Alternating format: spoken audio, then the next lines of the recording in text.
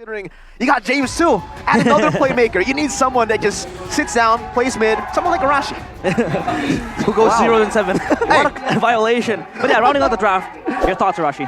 Again, FANATIC onic going for burst damage right here. And for Team Liquid, I thought that the Minotaur was going to come up personally, so important in the active tempo gaming. And when you look at the Empower chain as a card control tool, there are a lot of ways for Team Liquid to stop and stall out the attempts for FANATIC onic right here. So it comes down now to execution. For Team Liquid, it's all about playing the team fight, using that diversion. For FANATIC onic, it's about being aggressive. They have to be aggressive and they have to do it now. The Sky Kings against the Cavalry as the opening match of MPL ID Season 14. Into the Line of Dawn we go. Welcome, ladies and gentlemen, to the first match of MPL Indonesia Season 14. And just from the crowd alone, maybe even from Papulu's voice, you know exactly the stakes at play here, the pressure that a lot of these players, especially for James, I wonder how he's going to actually survive this pressure, at least for their first game, his first game ever in MPL Indo. Yeah. Is he fully prepared for what's to come? Preparation is something that is going to be very important because James, this stage is going to be very, very huge for him to make a statement, especially up against, you know, Lutpi, who has been able to prove himself in MPL ID Season 13. Of course, statement needs to be made by James. For sure. Right now, of course, FANATIC onic with the stronger early game power spikes, they're going aggressive, but look at a gold lane, CW. Oh, Spear of Misery too. Gugun will just walk down and pick up the pick. But the CW is way too aggressive. Loses his Purify too, and that's also the gold crap. So a lot of gold for TLID in the beginning of the game. Overestimation there coming in from CW, and he gets punished for that. And here is now, of course, you want it to be kind of like Snowball because it is a lane bully, especially against a Moskov who doesn't really have the range, but has that escape mechanism. Kyrie though, gonna be caught there just a bit of damage with what Wolf usually calls the vacuum. That's a yin-yang reaction. Right. Again, the emblems earlier though, you saw that there was a basic emblem actually used by Kabuki here. He wants to sustain, he knows the lane can be difficult against Harith, so that's the option he went for. And for Team Liquid as well, Yawi went for the firmness and tenacity combo, so he's just purely looking to be more of a bit of a frontliner to ensure his team can make plays, but look at that! James gonna be caught like it, Pounce coming down, Kyrie picking up the kill down below to make it all but even again, right as a turtle spawns in the game. Oh, this turtle will be up for the taking for FANATIC onic, especially James now having to walk back to his lane to defend this turtle. Will TLID, the Team Liquid Indonesia, just relinquish this or will they fight for this? I feel like it's going to be very close now. Keyboy. Oh, trying to go for the steal on the orange, but forces Goku to use the retreat. Now they're gonna go for the invade. Keyboy still has the ult. Lutpi final stock. James back into the way of the dragon. Not able to pop in the primal rat. The minute Fury gets popped down, but it only knocks Lutpi up. Now with another knock up down, Lutpi still able to escape with the Vengeance. Split back in with the Vengeance. Getting the sustain. Goku unable to get the kill, and TLID get completely outplayed by FANATIC onic. My goodness, Lutpi, Houdini, and Richie now under pressure as well. Keyboy just trying to make up even more space, zoning out that Luo Yi. A good turtle take coming in, and Lutpi just survives for so long. I mean, he just made a play again and again, man, with the Vengeance. That's Arlott gameplay for you. I think for Team Liquid, they gotta be a bit more careful about this. You're seeing the way FANATIC onic is playing the fights, man. They're going in and out, and they're very annoying with how they're positioning some of their heroes on the sides, right? Keyboy was just taking away so much attention that by the time Team Liquid can go for a play, they were the ones who were engaged on by Lutpi, even though they were the ones who originally were the ones walking towards the fight to begin with. With a 1.6k gold advantage right here, it's gonna be a bit difficult for Team Liquid to try and pull ahead. We talked about statements, right? As much as his statement is for Kyrie, for Lutpi, it is for Gugun as well, because we've always seen him being mentioned as being good on Assassin, but he hasn't really pulled off or show that performance just yet. Yeah, talent predictions by Gope has seen a few talents up predicting towards FANATIC onic, but now, so take a look at the item being made here. No Thunderbelt for Kyrie, he opts for the Wind Talker, which is kind of much more aggressive, and you get that attack speed and as well as that clear speed. Early damage in the few minutes of the first game. On top of that, Lutpi has the Thunderbelt, a great synergy with the kit of the Arlott, but that means that on the Arlott here, he can itemize a bit more aggressively, just the way Lutpi likes it, and still be relatively tanky enough for that late game. So that's one more issue that Team Liquid has to keep in mind here. They do have the advantage still when it comes to the prolonged damage, when it comes to the long team fight. Look at Yawi though, being set behind. Diversion, Kyrie spots him though this time. He walks into the right bush. Yawi is able to escape for a bit. Now flickers back towards the turtle. Now Fury gonna be popped in. Kyrie still is able to out-retreat Gugun. Now gets brought back again by the way of the dragon, and Lutpi claims the kill. There has been talks about Kyrie's retribution not being on point, but he out-retries the Retry King. Keyboy just looking to even exert more pressure. That's a good zoning coming in from Yawi wasn't enough, and San's looking for even a play here. Ooh, terrifying them down, man. And the layering of CC, by the way, for FANATIC onic has been absolutely phenomenal. And look at the wave clear they have at every single lane. They're always in the right place at the right time. There is a diversion available for Team Liquid ID, but they're just not allowed to actually make that play happen. The mid lane is completely controlled by the aggression, by Keyboy, just constantly being a nuisance, not recalling to the base, just standing around, recalling, as we see right here. And because of that, Team Liquid are always one step behind right here. Even if you look at the jungle, King Gugun hasn't been relatively invaded, but he is 2 levels below from Kyrie. And Richie hasn't been able to kind of maximize this low E potential. As James looks for Keyboy. But onward to fight the Sun Fu, now immobilized. Keyboy still able to escape. What James? Not in range. He used the flicker to try to gap close, but still wasn't enough. It was Lutfi, and now it was Keyboy who cheats death for the second time. And he just survives that long after what would look like a death sentence for him. That's a tilter, man. It was so close yet so far.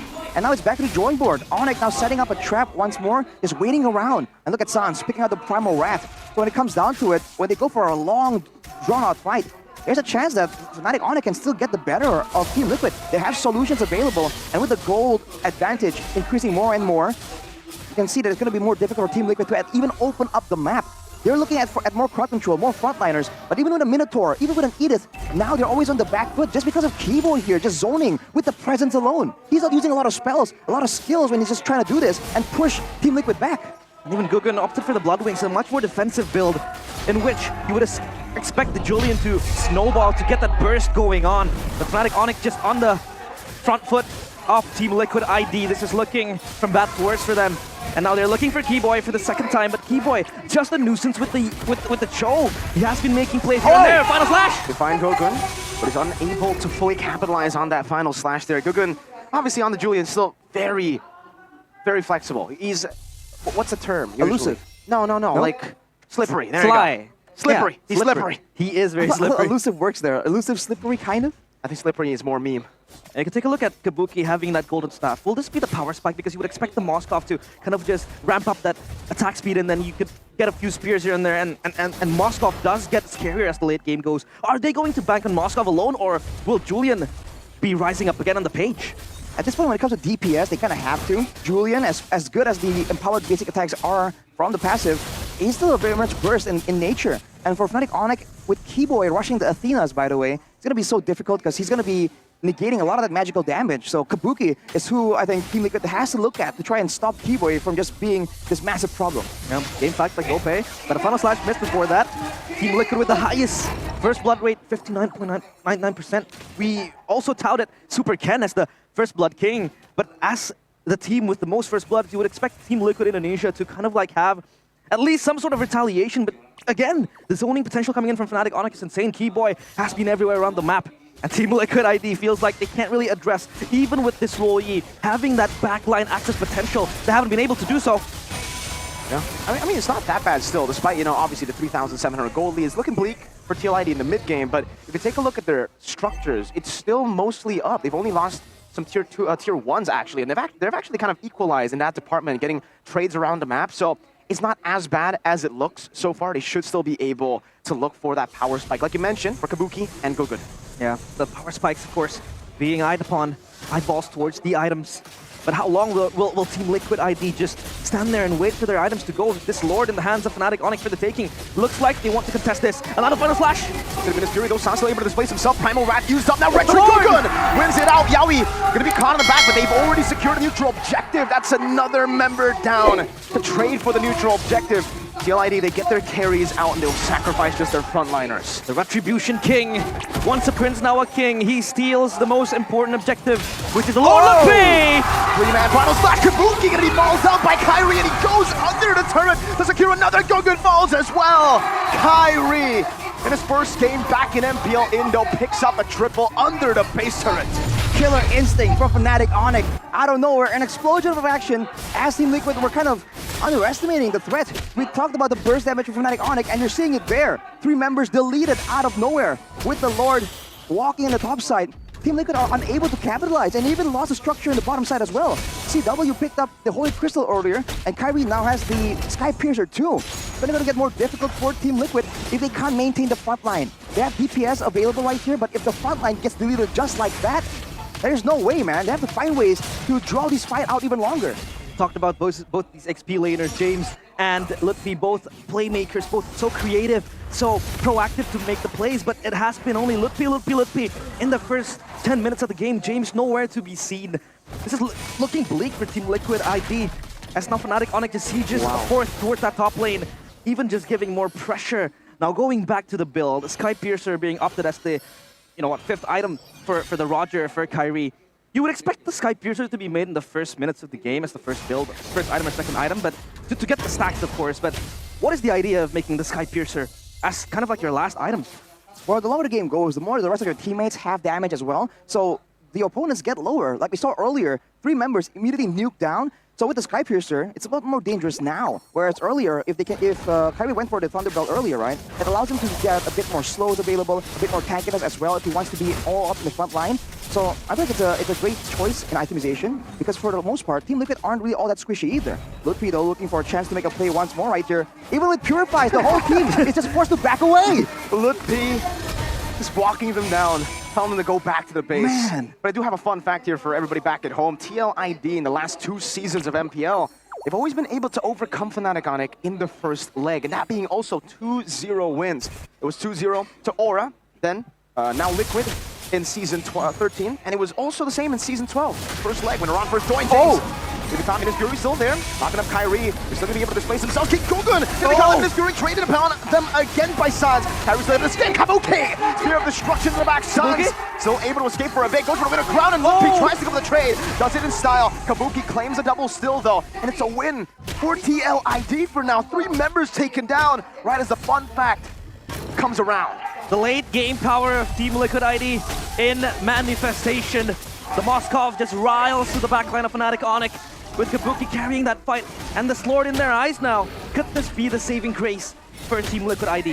I think it's a great play for Team Liquid to just rely on their crowd control. G-Boy makes a very bold play right there, but Team Liquid will be able to secure that Lord finally, and with their composition, relying more on being able to group S5, to try and engage those 5 S5 without being caught out of position. This Lord is going to be so beneficial for them. FANATIC onic, of course, have a lot of burst damage. They have a lot of true damage as well coming in from the Endless Battle, the Thunderbelts, the Starlium even in the hands of CW. They can clear the Lord fast, but because they're bursty in nature, if they use all their spells onto the Lord, then Team Liquid can look for a big engage. Yaoi probably won't be able to do so, but JMZ can pull off a big engage. And looking at his own items, man, Blood Wings. Actually, no, that's King Gugun, actually. My mistake. Thunderbelt. Got a bit too hype.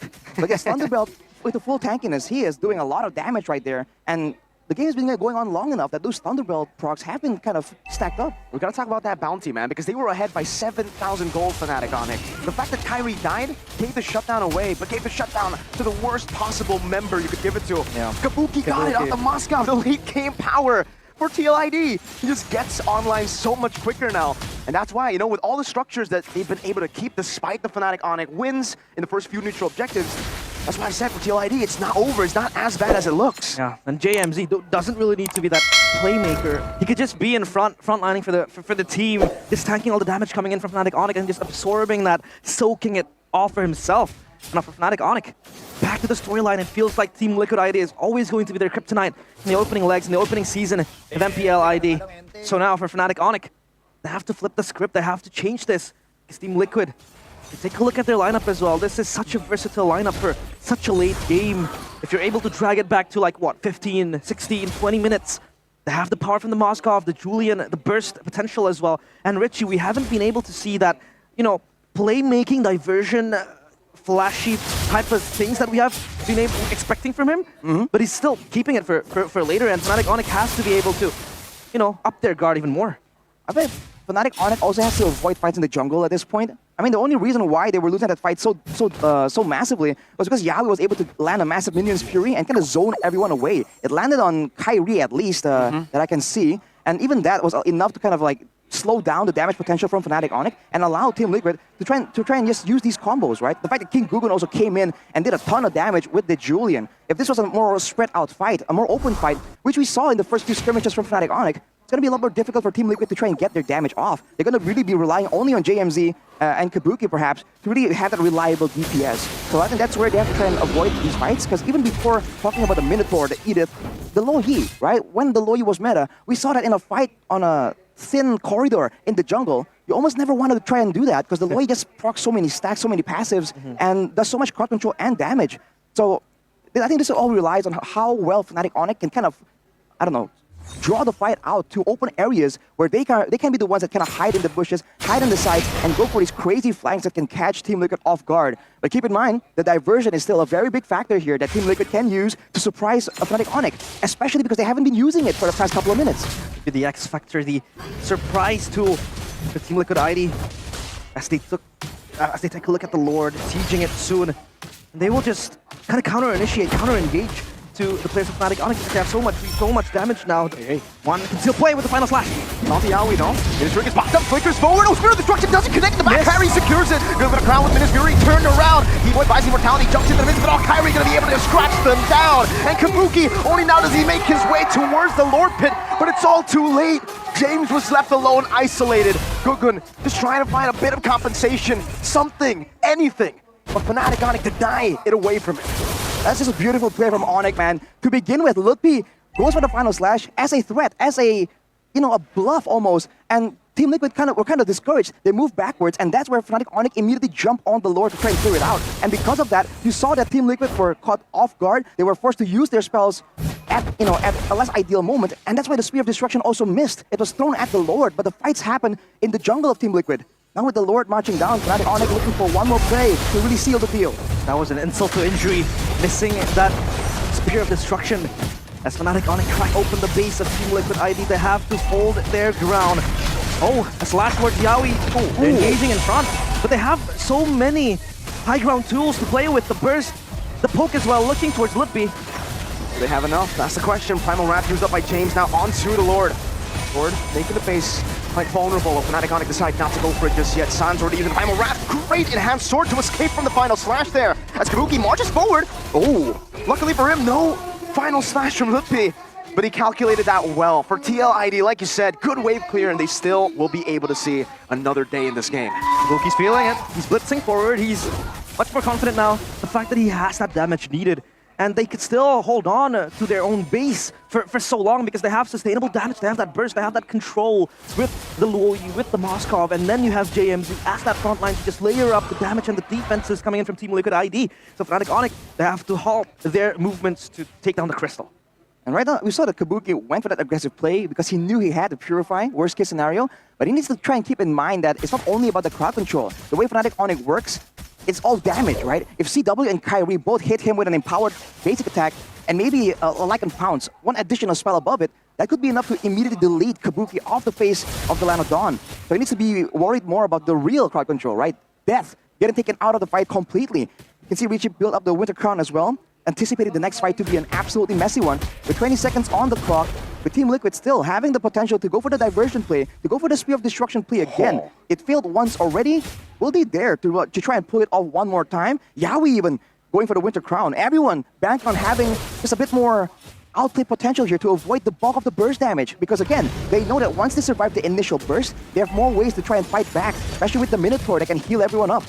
And now he can do what Sans has been able to do to him, right? Minas Fury, Winter Crown. So you get the knockup, but you stay very safe.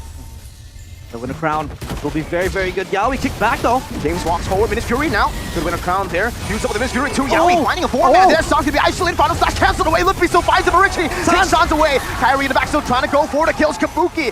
Getting rid of the Immortality. The motivation roll will make it hard for Kyrie to go for it, but he'll still be able to find it all the way. Buys the Immortality just in time right there as Kabuki demolishes the back line. Kyrie is going to be taken out by Richie, who finds the yin-yang reaction despite the Immortality buy from the Sky King himself. The cavalry charges forth towards the castle of the Sky Kings, and it is Kabuki just peering down the players of Fnatic onic.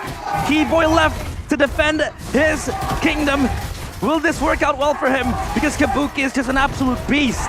30 seconds on the clock. It's 20 seconds for CW. They have a cannon and they have a lot more waves coming down in the mid lane, but they'll have to calculate it perfectly. Sans, 7 seconds.